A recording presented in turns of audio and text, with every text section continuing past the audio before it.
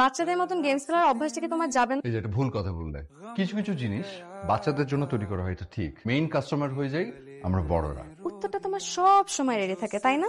আচ্ছা, তুমি কি এটা বুঝো না দেন আমার সামনে গেমস খেলো আমার মনে হয় যে তুমি আমাকে ইগনোর করছো? আমি তোমাকে ইগনোর করার ক্ষমতা আমার আছে? আমি তোমার জন্য অফিসে ঠিকঠাক মতো কাজ পর্যন্ত করতে পারি না। সারাক্ষণ আমার মাথার মধ্যে খালি তুমি থাকো। সময় আসুক, সব দেখা যাবে। আমিও দেখবো তুমি আমাকে কয়দিন ধরে রাখতে পারো।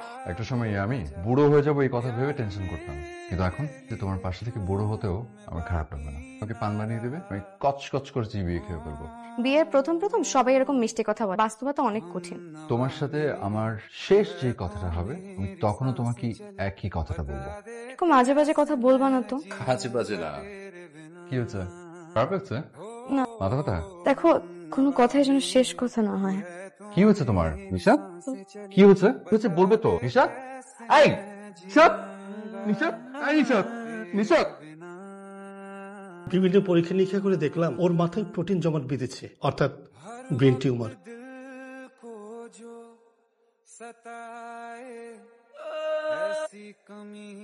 কি ব্যাপার, কি হয়েছে তোমার?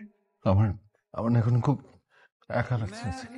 আমার নিজেকে খুব খুব নিঃস্ব, অসহায় মনে হচ্ছে। এজন্যই তো বলেছিলাম আমার ধারে কাছে থেকো না, নিজেও বাঁচতে আমাকেও স্বস্তিতে থাকতে দিতে। তুমি আমাকে বিয়ে না করে সত্যি সত্যি স্বস্তিতে থাকতে? থাকতাম। তোমাকে পাগলের মতন ভালোবেসে আমি স্বস্তিতে নেই, কারণ আমি জানি আমি তোমার কষ্টের কারণ। ভালোবাসে কখনো কষ্টের কারণ হয়? হয়, ভালোবাসাই সবচেয়ে বড় কষ্টের কারণ হয়। ভালোবাসা না পাওয়া যতটা কষ্টে, ভালোবাসা পেয়ে থেকে বড় কষ্টে।